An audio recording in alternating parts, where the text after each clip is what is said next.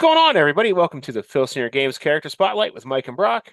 I'm Mike. And I'm Brock, and tonight we are going to continue through CPC 2105 with the brand new CPC Commissioner, Commissioner Guile, Reynard B. Guile, and Star Warrior as a manager.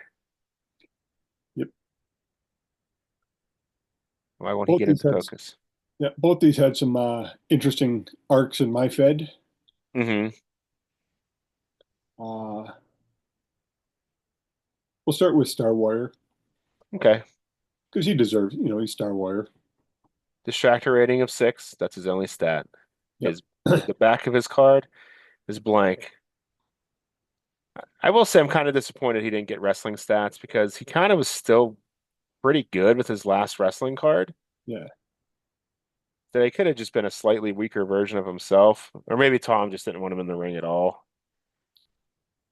That's both are valid points. Like, man, with this because this is the first show back after Christmas, so both of us are in that vacation mode. What day is it? Yep.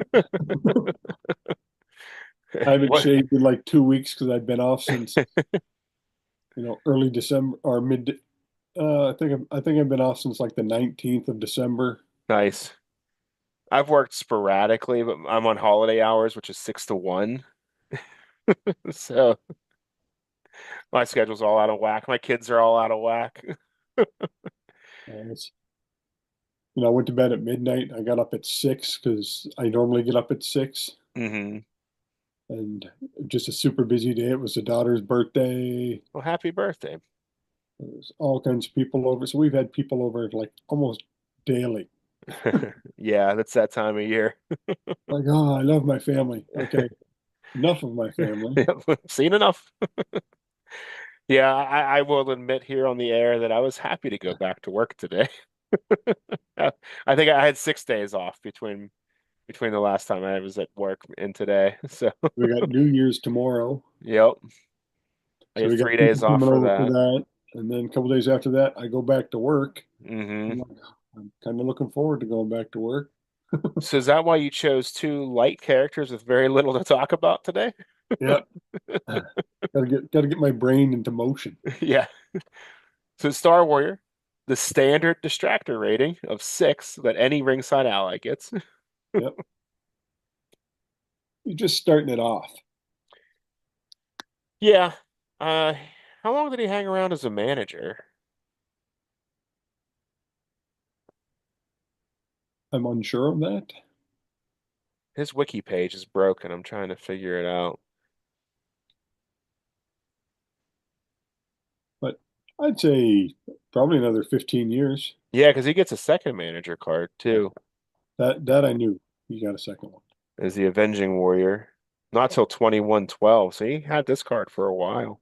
I don't know if he went away. He could still be poking around out there. Hmm.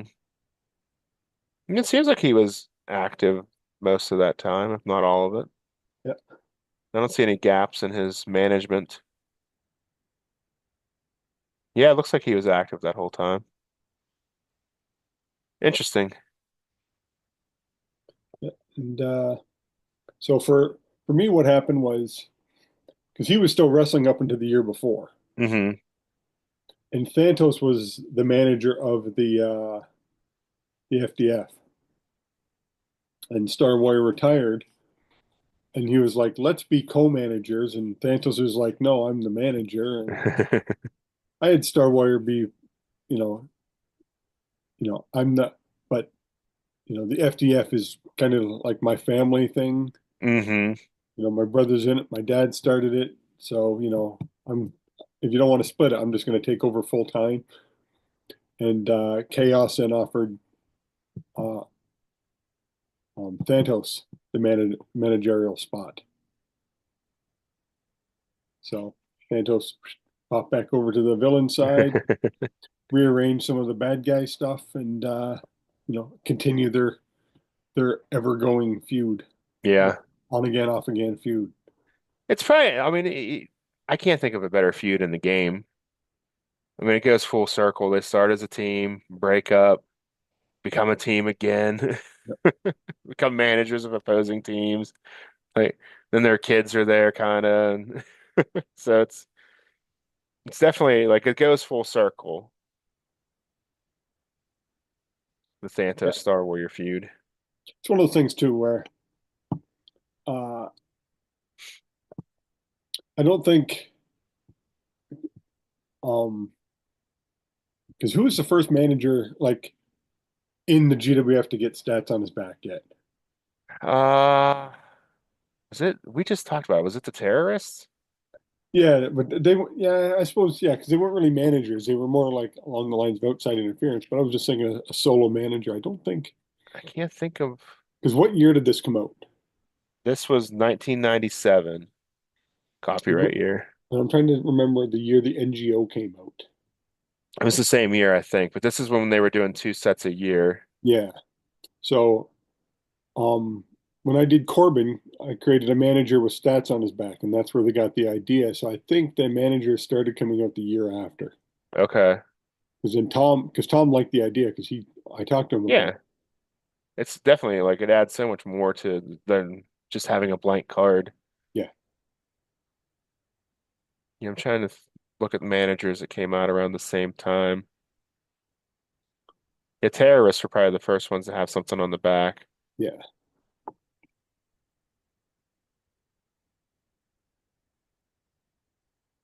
Yeah, because this was the like the winter set, and then the July set was 2106. That came out of Galacticon. I remember getting it there at my first Galacticon.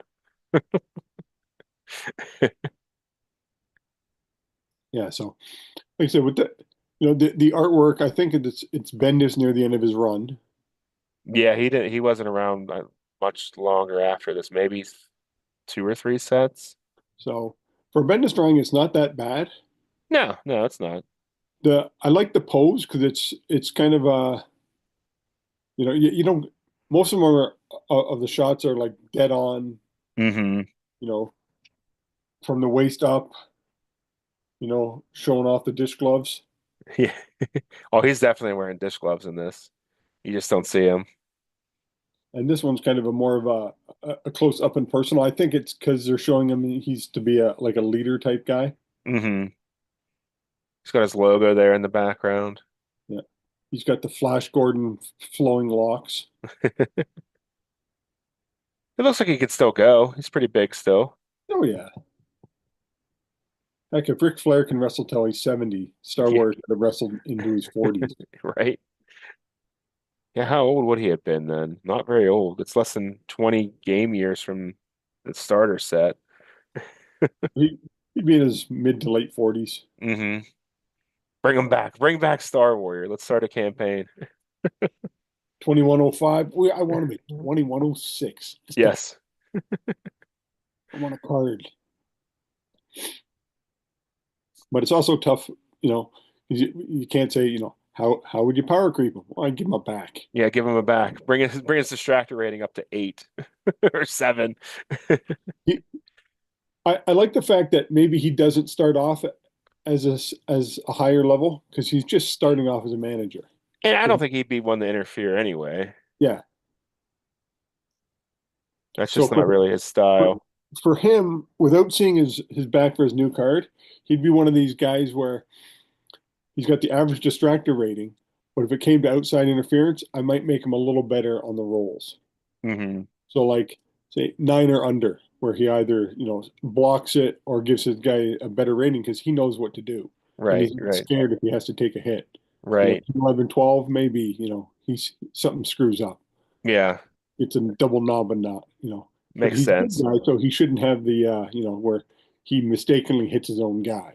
Right, right. He's not going to get involved in that way. At least I never thought he would.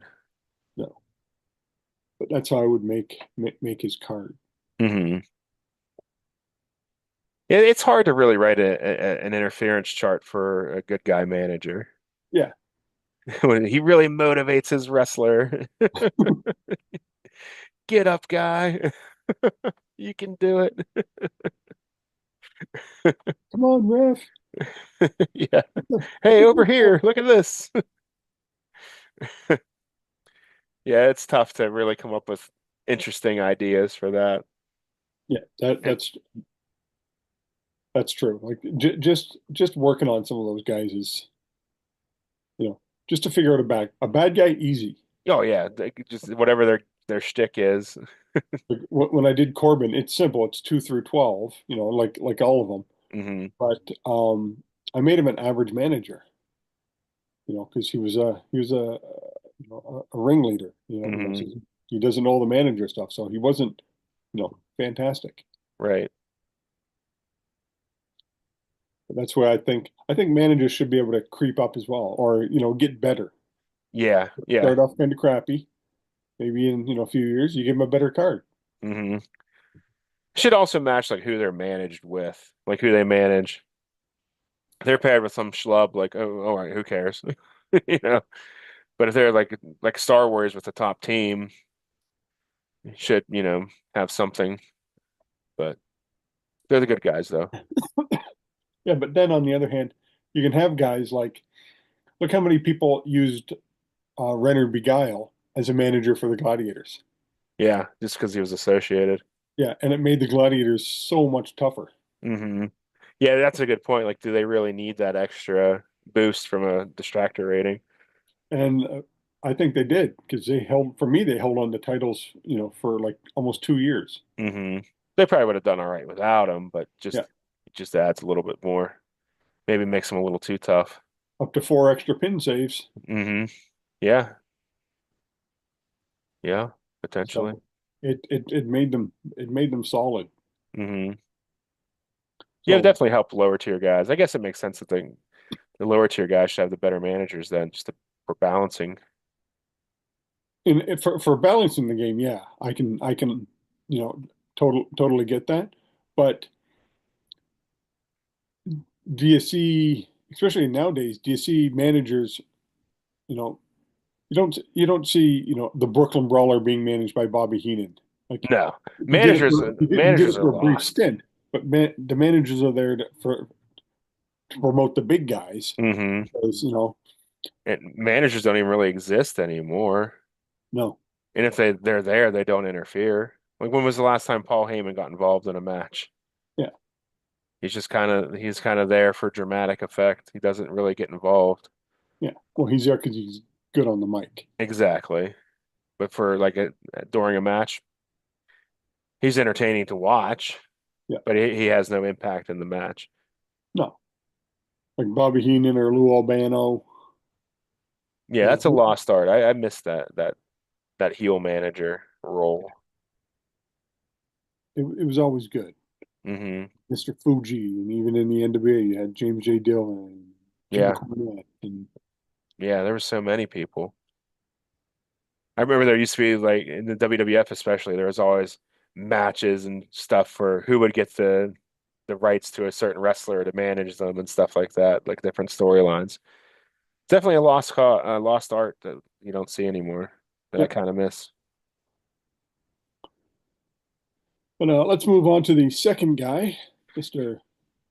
As Tom pointed out, Reynard, Reynard B. Guile, the because Ray CPC Commissioner.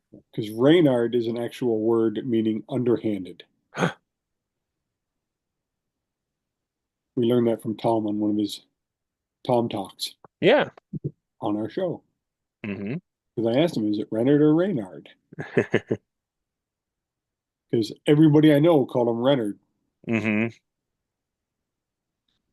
It's still one of my favorite stories. I was sitting beside Steve Minskoff, and Tom kept calling him Reynard, and Tom said, and Steve's like, no, it's Reynard. And then Tom starts in on it, like, no, no, it's Reynard. He goes, okay, Tom ass.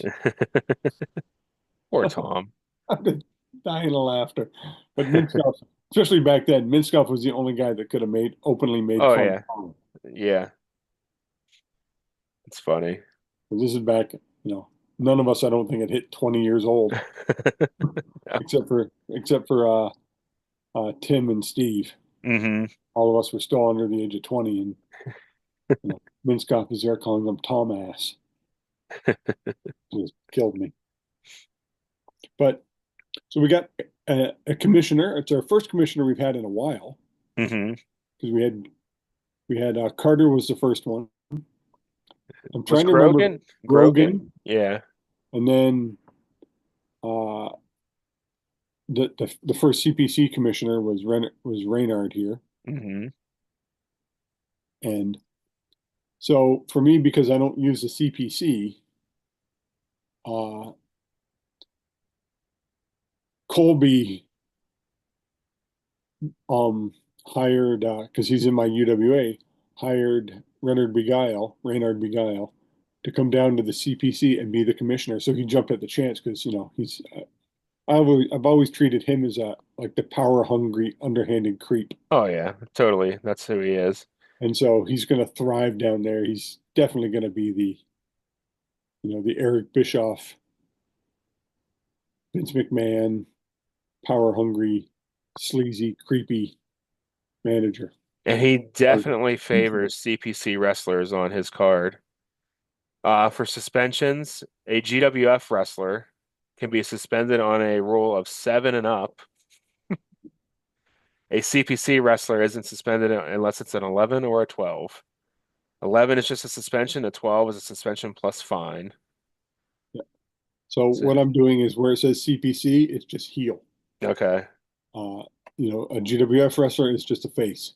makes So sense. he's going to be the ultimate, you know, creepy bad guy commissioner. Hmm. And I'll see how it goes. I'll keep him on for 3 or 4 years, 2 to 4 years, I figure. Yeah.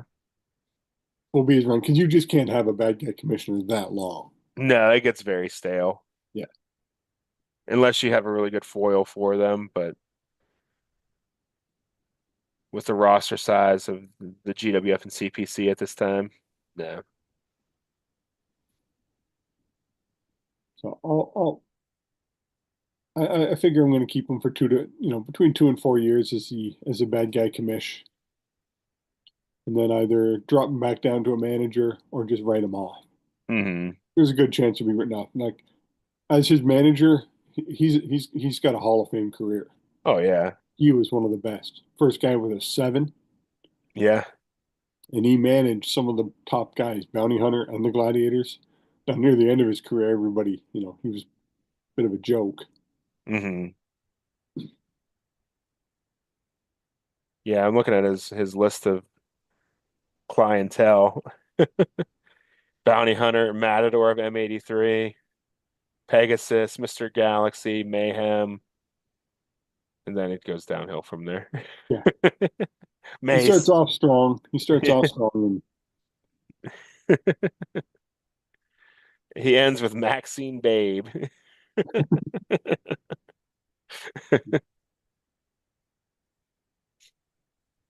but to have a commissioner like this, where it gives you a lot of options. So It does. it's just not just like Grogan or Carter, where it's just night and day. His is a lot of night. Uh-huh. And there's some like checks and balances on here too, where it's only at like CPC owned arenas that he has Yeah, power, which is cool. yeah. I won't be using that because he's just going to be the commissioner for the whole Fed. Hmm. That's why his run could be shorter for me. But I also don't use the commissioner cards a whole lot. Yeah. I use them sparingly, so when I do use them, it creates more of an impact. That's a rule that's been into modern wrestling has been intensified where like the heel manager has been kind of phased out. The commissioner or general manager or president of the company, whatever, is used almost weekly. Yeah, like the first time I ever really saw it was President Jack Tunney. The Yeah. WWF used to use him all the time to Yeah. push some new ruling through or something that they quickly had to Uh-huh. get done. Right. And then they faded him out pretty quick. He wasn't very good. He had no TV personality. No. Commissioner Jack Tunney. And I like Nick Aldis and Scrap Iron Adam Pierce right now. I think they're both doing a good job as like the leadership character. that they've given Yeah. them. Oh, WWF Hmm. ran rampant with it, where they have guest commissioners and Yeah. You remember the whole year on Raw, they had a special guest general manager every week. yeah. Al Sharpton was one of them. Still, one of my favorites was also a manager, but a great commissioner, and she was easily the best heel. One of the best heel managers of all time was Vicky Guerrero. Oh yeah, she was great. She was great. No one knew she had that in No, the heat she got, her. Jesus. I'm surprised no one's using her now. She was so good as a bad guy, especially if she came back Uh-huh. and teamed up with Dirty Dom. Oh, That'd be remarkable. that'd be absolutely fantastic. But we shouldn't be talking about real life wrestling when we don't have a legend on. But Yeah. it It's happens. WrestleMania season. But so we'll get to our Mount Rushmore topic, Okay. which is your favorite TV shows in let's say the last 3 years that you've been watching. I'm not going to go, since you were a kid. Oh, I love Yeah. TV. Just recent stuff. Just recent stuff. Say since, the COVID era. Okay. So 2019 gives us 6 years to play with, Okay. I can come up with or some five stuff. years. If you want me to start, I sent you the list earlier today. I didn't know how much time you had. Sure. I can do it. Okay. Did you want to start or do you want me to? I'll start. I'll start. Okay. I usually am unprepared, so I'll take this opportunity to start off. One of the best shows that I discovered during that time period was What We Do in the Shadows. Oh, yeah. I just finished watching that. Fantastic. I'm so far behind. It's one of those shows you can't watch with little kids in the room. So it's a hard one to get the time to watch. I enjoy that a lot. Um, I love when they're fighting the werewolf to the the death. squeak toy. He pulls out the squeaky toy, gets the werewolf's attention because he's a dog, and throws it off the building, and the werewolf dives after it. Oh, That's probably my favorite scene. when all the werewolf That goes, and when "It's me." Nandor is describing the 1992 Olympic Dream Team for basketball. That's another favorite scene. I'll put that on there. I enjoyed Cobra Kai a lot up until more recent seasons. I feel like it jumped the shark. Like, where's all the adult supervision with these kids? And of the same vein, Riverdale. I don't know if you've watched that. My wife watched it. I never got around to it. The first two or three seasons were really good, and then it just got weird after that. So, but I enjoyed it at the beginning. Um, but probably not a sleeper hit with our community, but Legend of Vox Machina on Prime Video, another one I'm behind on, but Yeah, I'm just finishing season one. so And good. there's just so many things. Yeah. There's just not enough time in the day because what's on my TV 24/7 is Ryan's World, um, Blippy. Well, no, not so much Blippy. I actually enjoyed Blippy a little bit. Um, Kids playing with toys. Like, you guys have these toys in the room. Why don't you play with them instead of watching other kids play with them? But doesn't happen. For my honorable mentions, I want to throw a couple recent YouTube shows that I found. There's one called The Turtle Nexus, where they do a deep dive into a Teenage Mutant Ninja Turtle character from all the different timelines and universes. They do one a week, and it's pretty interesting. It's pretty well done. They got really high production values, and they do their research. And since it's a YouTube show, I'll do another one, Secret Galaxy, where they talk about old toy lines. But They do deep dives like where they originated and all that stuff. I like documentary type stuff, so if it's documentaries on stuff that I'm kind of into, I get into it. So that's my list.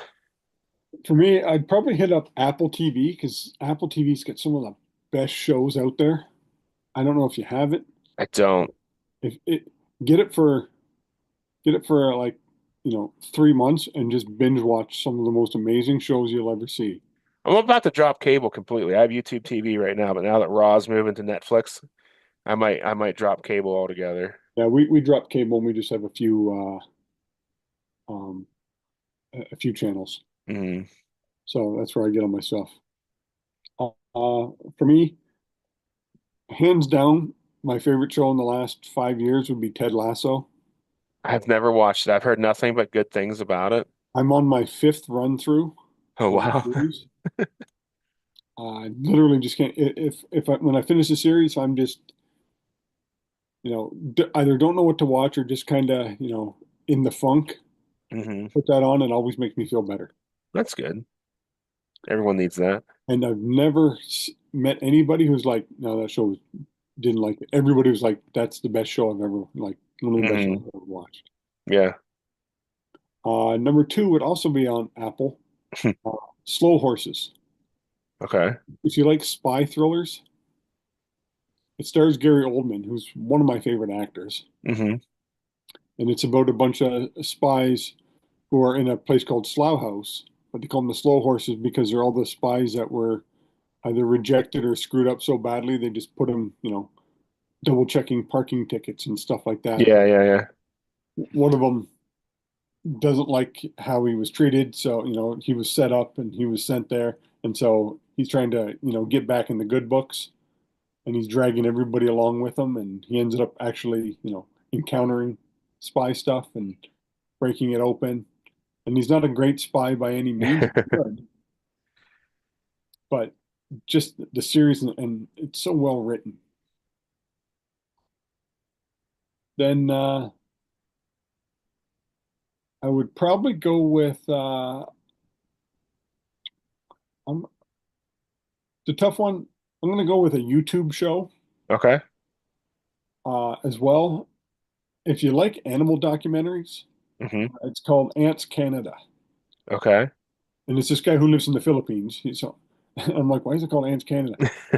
He was born in Canada but moved back to the Philippines, Okay. and he built a 1,000-gallon aquarium, well, a vivarium in his house, Okay. and then just filled it with a bunch of stuff. And you're watching the insects, and you're so enthralled by ants and spiders and That's all neat. the, and he put in some skinks and stuff and he grows it. And then on the second floor, he built another vivarium and attached them. Do they fight? And you do see the ants go to war and the termites and like, Hmm. stuff goes down. And he puts out like one episode a week, so you can easily watch it. It's been really good.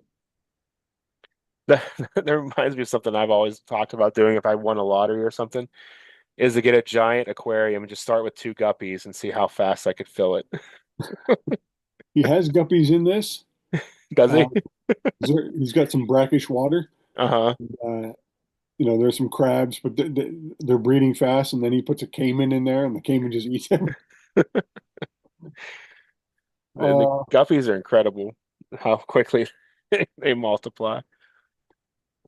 I would have went with What We Do in the Shadows, but you picked that one, so I'm going to pick a Sorry. different one. No problem. Uh, I'm still going to stick with Apple TV, just because, like I said, they have so many good ones. Um, and it's Mythic Quest. It's about video game designers. Okay. It's two seasons. The third season's coming out, and it's basically like a World of Warcraft ripoff, Hmm. and it's how they form it and all their background stuff and what they do. It actually shows like how they develop the game, so you get to know it, and you're like, oh, it's just pretty cool. Rob McElhenney is the driving force behind it, the guy from Okay. Always Sunny in Philadelphia. Yeah, yeah. And then my last show, I'd probably pick. I just thought of it. I was talking about that. It's another one. Oh, on Prime, The Boys. Okay. Yeah, I'm not current on that. I watched the first three seasons, I think. Maybe two. Yeah, and then my honorable mention, Reacher. Okay. Not the Tom Cruise movies. No, no, no. Alan Richardson. It's funny because there's this. He was talking about it, how he was coming out of a restaurant with his wife and he saw somebody breaking into a car, so he chased him down and literally like beat the guy up. Waiting for the police to come. And he's like, he goes, "Yeah, I really did it." That's a Yinzer show. A what? A Yinzer show. What's a yinzer? You don't know what a Yinzer is? No. Somebody from Pittsburgh. Okay. You never heard that term before? No. Jeff will know that term if he ever's back on the show. A It's meant to yin- be derogatory, but we embrace it. So is Alan Richardson from Pittsburgh? no, that's where that series takes place. Oh, Reacher. yeah, I did not know that because Yeah. in the series, none of it takes place in Pittsburgh. Okay. The movies did. I didn't know. I never saw the series, but Oh, okay. Yeah, the series way better than yeah, Tom Cruise was not a 5'4", believable Jack Reacher at all. 5'4" Jack Reacher Tom Cruise. I'm I gonna go still with enjoyed those. I didn't dislike them. He just no. wasn't a good Reacher. But it's funny because when I saw it, I watched it and I'm like, okay, this is pretty cool. And then I learned about Jack Reacher. I'm like, hold on, he's 6'5" and 250 pounds. Yeah. Let's cast the smallest guy. And then the guy who they cast is 6'5" and 250 pounds, Alan Richardson. Hmm. And he bulked up from his days in Smallville. Yeah. And I think he was in Varsity Blues He and a was few other. Raphael Yeah. So those would be my shows. But like I and said, Hawk on Teen Titans. yep. Especially if you do like insects, that Ants Canada is the first ever YouTube show where I just watched, every, there's our show, but I mean like just something that caught my attention. It just happened to be, Hmm. those little side things. Yeah. I'm like, oh, what's this about? Ants Canada. And then I watched it, part of an episode, and I'm like, oh, let's scroll back to the beginning. And he's got like 30 episodes. I watched them all in like a month. I'm doing It's one a funny. day. I'll check that out. That's something I could get into, I think. Even the kids, Yeah. it's none of it's scary. And if you don't like spiders, he gives up a warning, like a flashing spider warning. That's funny. And he makes you like gets you invested. Uh-huh. It's so well done. Yeah, I'll check it out. Okay, I'll give it a watch. Ants Canada. Awesome. But we should wrap this up here. All right, everybody. Thanks for watching. If you haven't done so yet, please click that subscribe button. If you like the video, give it a thumbs up. If you want to leave a comment about your favorite shows, go ahead and drop those down below. Maybe we'll check them out. Also, scroll down to the description where you'll find all of our friends who make Filsinger Games related content, including the official Filsinger Games podcast roll up, the Legends team's Uncharted Territory, Dizzy Dice from Lee Longpree, Grant Pachoko's solo promoter. Grant is also here on YouTube, along with Dave Little's Heartland Championship Wrestling. Brad Plays 81 and Bucky 749, all doing Filsinger Games related content. I'm on Twitch. Big relaunch coming in the next couple weeks. Soft reboot of my NDW bootleg fed. I've come to the realization that I have way too many characters and not enough space for them all. So some major shakeups coming there. If you're interested, it'll be a good jumping on point for new viewers. I do that every Tuesday, Friday, and Sunday night. A little bit of a hiatus right now because of the holidays and all that busyness that goes with that, but I'll be back on there soon enough. And yeah, leave a comment, tell your friends about the show, and yeah, we'll see you next time, everybody. Thanks for This hanging out. this is also one thing. My wife got me this. It's FC Richmond. Ooh. It's uh, the soccer team in England. And Hmm. then she also got me socks. Careful now. Yeah, they're Ted Lasso socks. Ooh. I'm not as flexible. I was gonna show them, and I'm like, no, You can take one off. I got Ted Lasso socks. It just says The first one just says, just a man who. The other one is, Imagine the smell there right now, everybody. they're brand new. Watch this There you Ted go. Lasso. There you go. I'm going to put your Ted. Nice.